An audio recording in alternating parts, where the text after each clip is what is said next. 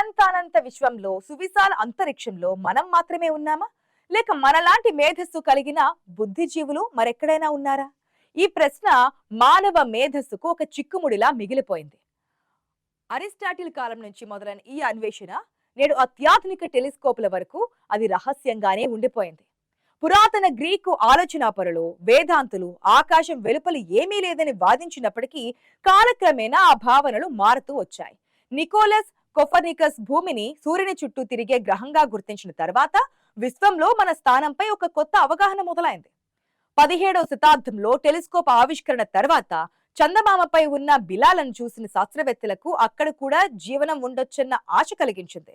ఆనాటి నుంచి మొదలైన ఈ ప్రయాణం రెండో ప్రపంచ యుద్ధం తర్వాత అంతరిక్ష పరిశోధనల రూపంలో ఊపందుకుంది. అమెరికా, సోవియట్ యూనియన్ల మధ్య జరిగిన అంతరిక్ష పోటీ అంగారకుడిపై జీవం కోసం అన్వేషణకు తెరతీసింది. 1964లో ప్రయోగించిన మారినర్ 4 అంగారకుడిపై కాలువలు ఉన్నాయన్న నమ్మకాన్ని చెరిపివేసి అది చంద్రుడిలా మొండిగా ఉందని నిరూపించింది.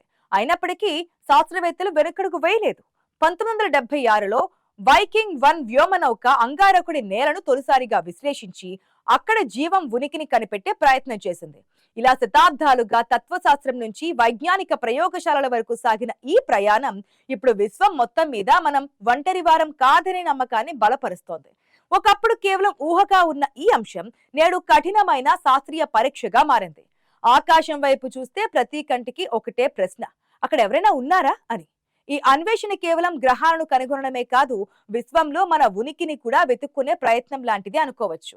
ఆధునిక విజ్ఞానం ఇప్పుడు అంతరిక్షంలో నిగూఢంగా ఉన్న జీవ సంకేతాలను పసిగట్టేందుకు సిద్ధమైంది. అన్వేషణ కొనసాగుతోంది. రహస్యాలు విడిపోయే సమయం దగ్గర పడుతోంది. ఇక ప్రస్తుతం శాస్త్ర సాంకేతిక రంగం అసాధ్యాలను సుసాధ్యం చేస్తోంది. 1995లో మన సౌర కుటుంబానికి బయట సూర్యుడి వంటి తార చుట్టూ తిరుగుతున్న దిమిడియం అనే గ్రహాన్ని ఖగోళ శాస్త్రవేత్తలు గుర్తించారు. అప్పటి నుంచి ఇప్పటి వరకు నాసా దాదాపు 6000కు పైగా ఎస్కో ప్లానెట్లు బానబడే గ్రహాలను గుర్తించింది. ఈ విశ్వంలో కోట్లాది గ్రహాలు ఉండవచ్చని శాస్త్రవేత్తలు బలంగా నమ్ముతున్నారు. ఈ అన్వేషణలో జేమ్స్ వెబ్ స్పేస్ టెలిస్కోప్ ఒక కీలకమైన అస్త్రంగా మారింది. భూమి నుంచి 15 లక్షల కిలోమీటర్ల దూరంలో అంతరిక్షంలో స్థిరపడి ఉన్న ఈ అద్భుత యంత్రం ఇతర గ్రహాల వాతావరణంలో ఉన్న రసాయన మిశ్రమాలను విశ్లేషిస్తోంది. పరారుణ కాంతిని సేకరించడం ద్వారా ఆ గ్రహాలపై వాతావరణం ఎలా ఉందో, జీవానికి అవసరమైన ఆక్సిజన్ లేక మీథేన్ వంటి వాయువులు ఉన్నాయో లేవో తెలుసుకునే సామర్థ్యం దీనికి ఉంది. ఒక గ్రహం తన నక్షత్రం వెనుక దాక్కున్నప్పుడు వచ్చే కాంతిని కూడా అడ్డుకుని ఆ గ్రహాన్ని నేరుగా చూసే సాంకేతికతను ఇప్పుడు వాడుతున్నారు. జీవం యొక్క ఆనవాళ్లు అనుమాత్రమైనా కనిపిస్తాయేమోనని శాస్త్రవేత్తలు వేల కోట్ల మైళ్ల దూరం నుంచి వస్తున్న కాంతిని విశ్లేషిస్తూ ఉన్నారు. ఇప్పటి వరకు ఖచ్చితమైన ఆధారం దొరకకపోయినా ఈ అన్వేషణ మనల్ని లక్ష్యానికి అత్యంత చేరువలో ఉంచింది. ఇతర గ్రహాల వాతావరణంలో జీవ సంకేతాలను గుర్తించడం ద్వారా విశ్వంలో జీవం ఎలా ఆవిర్భవించిందో తెలుసుకునే అవకాశం ఉంది. ఒకవేళ ఎక్కడైనా జీవం కనిపిస్తే అది మానవ చరిత్రలోనే అతిపెద్ద ఆవిష్కరణ కానుంది. శాస్త్రవేత్తల నిరంతర కృషి వల్ల విశ్వం గురించిన మన అవగాహన రోజు రోజుకు విస్తరిస్తోంది. ఇప్పుడు మనం గీసిన ఈ సరిహద్దులు ఎప్పటికప్పుడు చెరిగిపోతూ కొత్త ప్రపంచాలను పరిచయం చేస్తున్నాయి. ఈ పరిశోధనలు కేవలం గ్రహాలను కనుగొనడమే కాదు, విశ్వంలో మనం ఎక్కడున్నామో కూడా చెబుతున్నాయి.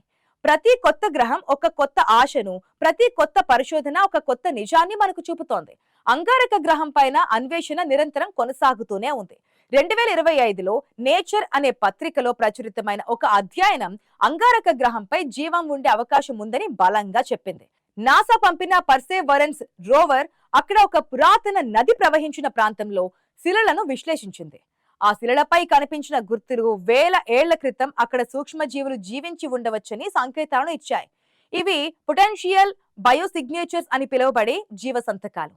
అంగారక గ్రహం ఒకప్పుడు నీటితో నిండి ఉండి జీవానికి అనుకూలమైన పరిస్థితులను కలిగి ఉండవచ్చని ఈ ఆధారాలు సూచిస్తున్నాయి. రోవర్ పంపిన వేలాది చిత్రాలను విశ్లేషించిన మట్టి నమూనాలను పరిశీలిస్తే అక్కడ జీవం కేవలం ఊహ మాత్రమే కాదు, ఒక బలమైన అవకాశమని అర్థమవుతోంది.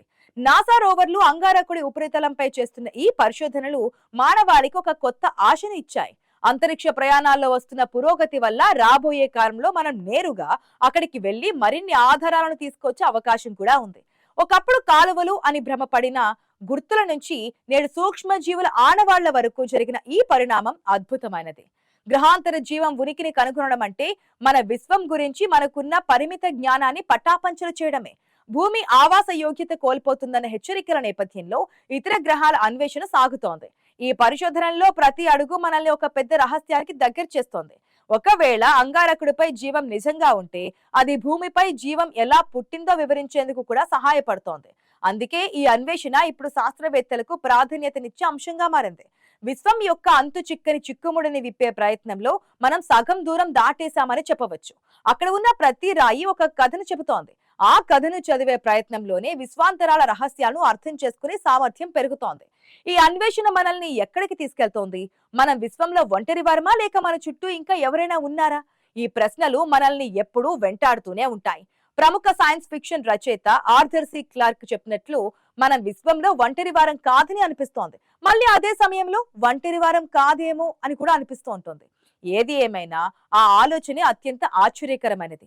మన సాంకేతికత ఎంత పెరిగినా ప్రకృతిలో ఇంకా అనేక రహస్యాలు దాగి ఉన్నాయి. అంతరిక్ష పరిశోధనల ద్వారా ఈ విశ్వం రహస్యాలను మనం తెలుసుకుంటూ ఉన్నాం. జేమ్స్ వెబ్ స్పేస్ టెలిస్కోప్ వెతుకుతున్న కొత్త ప్రపంచాలు మన అస్తిత్వంపై కొత్త వెలుగులు నింపుతున్నాయి. మనం వెతుకుతున్న ఆ గ్రహాంతర వాసులు ఒకవేళ నిజంగానే ఉంటే వారితో మనం కమ్యూనికేట్ చేయగలమా? వారు మనలాంటి వారేనా, లేక అపరిమితమైన మేధస్సు కలిగిన వారా? ఇవన్నీ ఆలోచిస్తేనే రోమాలు నిక్కబొడుచుకుంటాయి. విశ్వం ఎంతో పెద్దది. ఆ పెద్ద విశ్వంలో మనం ఒక చిన్న బిందువు మాత్రమే. కానీ ఆ బిందువు ఇప్పుడు గెలాక్సీల అవతలి వైపు ఏముందో తెలుసుకోవడానికి ప్రయత్నిస్తోంది. ఇదే మానవ మేధస్సు యొక్క ప్రత్యేకత. కష్టమైనా భయపడినా మనం నిరంతరం కొత్త విషయాలను తెలుసుకోవడానికి తప్పిస్తూ ఉంటాం. అవసరమైతే అంతు చూడడానికి ప్రయత్నిస్తాం. గ్రహాంతర జీవం కోసం సాగుతున్న ఈ ప్రయాణం కేవలం సైన్స్ మాత్రమే కాదు, అది మన గమ్యాన్ని వెతుక్కునే యజ్ఞం. అంతరిక్ష అన్వేషణలో మనం ఎప్పటికప్పుడు గెలుస్తూనే ఉన్నాం. భవిష్యత్తులో ఈ విశ్వం మనకు ఇంకెన్ని వింతలను పరిచయం చేయబోతుందో చూడాలి. ప్రతి అన్వేషణ ఒక కొత్త ఆశను, ప్రతి ఆశ ఒక కొత్త లక్ష్యాన్ని నిర్దేశిస్తోంది. మన ప్రయాణం నక్షత్రాల వైపు సాగుతోంది. ఆ నక్షత్రాలే మన గమ్యాన్ని నిర్దేశిస్తాయి. విశ్వంలో జీవం ఉనికిని కనుగొనడం అనేది కేవలం ఒక శాస్త్రీయ విజయం మాత్రమే కాదు, అది మానవాళిని ఒక కొత్త స్థాయికి తీసుకువెళ్లే చారిత్రక ఘట్టంగా మిగిలిపోతోంది.